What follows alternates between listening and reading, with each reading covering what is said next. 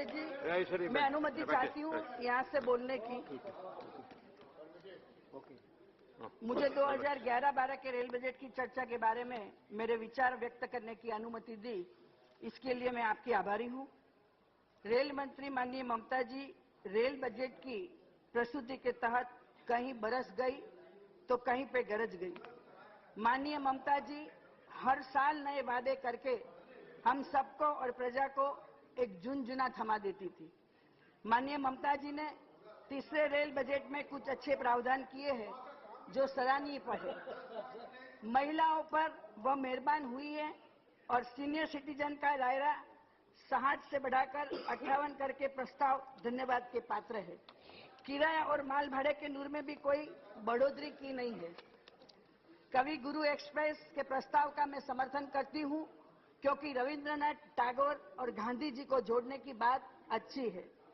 ममता जी द्वारा पेश किया गया रेल बजट स्पष्ट रूप से पश्चिम बंगाल के चुनाव की एक छाया प्रतीत होता है।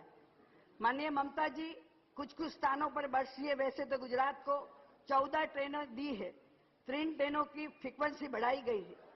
ज्यादातर कई सालों से केंद्र की उपेक्षा की मार झेलता हुआ गुजरात इस रेल बजट में भी उपेक्षित रहा है, क्योंकि गुजरात आज विजनरी मुख्यमंत्री श्री नरेंद्र भाई मोदी जी के नेतृत्व में भारत देश का ग्रोथ इंजन बन चुका है।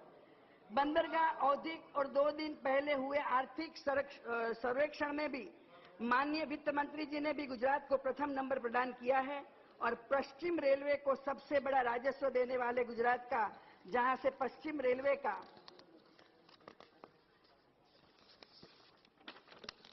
4000 किलोमीटर परिवहन है, तो भी आज तक पश्चिम रेल का मुख्यालय चर्चगेट पे तैनात है। उसे अहमदाबाद लाया जाए, लेकिन आज तक गुजरात की ये मांग को ठुकराया गया है। कालूपुर अहमदाबाद एकमात्र जनसंघ होने के कारण और अहमदाबाद मेगा सिटी होने के कारण ट्रैफिक और प्रदूषण की समस्या बढ़ गई है। इसके कारण हैदराबाद, दिल्ली, मुंबई टर्मिनस पैटर्न की तरह साबरमती रेलवे स्टेशन का विकास किया जाए, जिससे यात्रियों को ज्यादा सुख सुविधा मिल सके। माननीय अध्यक्ष जी, माननीय ममता जी से ये निवेदन करना चाहती हूँ कि रेल मंत्रालय की नीति के मुताबिक राज्य की सभी राजधानियों को रेलवे नेटवर्क से जोड़ने की है। उसके तहत आज भी गुजरात की राजधानी गांधीनगर में सिर्फ 2 ही ट्रेन है, हरिद्वार और इंदौर एक्सप्रेस। गांधीनगर में सेना का मथक है, वहाँ अंतर्राष्ट्रीय स्तर की शिक्षा संस्थाएं हैं।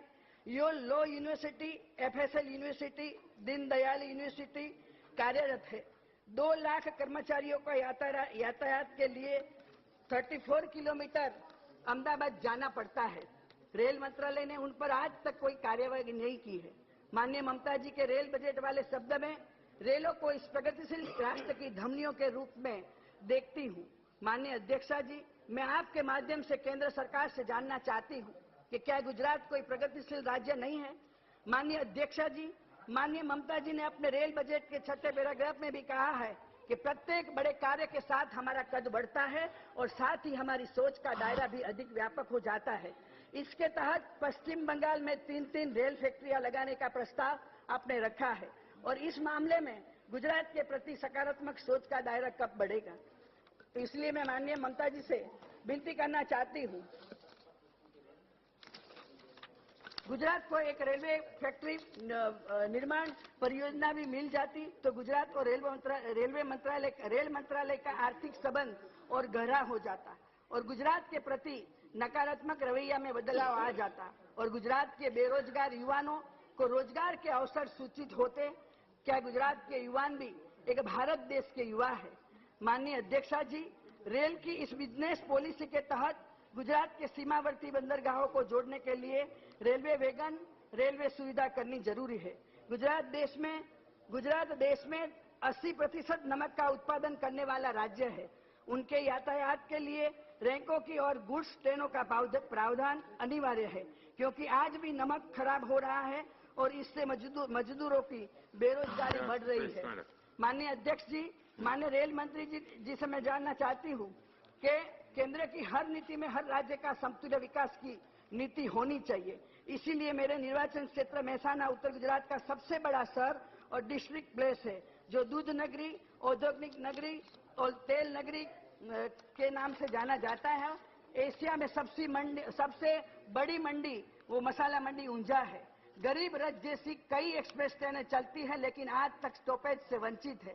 मेरी मांग है कि स्टॉपेज के बारे में तुरंत निर्णय लिया जाए। माननीय अध्यक्ष जी, आपके माध्यम से रेल मंत्री माननीय ममता जी से मेरी मांग इस तरह है। मानव रहित रेलवे फाटक और उनको बंद करने के बारे में मैंने लोकसभा में यह प्रश्न उठाया था और माननीय रेल मंत्री जी के समक्ष लिखित रूप में यह मामला उठाया था। और मंत्री जी 2 मिनट में खत्म करती हूँ। एक ही महिला हूँ मैं पार्टी से यहाँ से बोलने वाली। का आश्वासन भी दिया जाए, लेकिन अब तक कोई परिणाम सामने नहीं आया। उत्तरी गुजरात में रेलवे रिसर्च सेंटर बनाया जाए।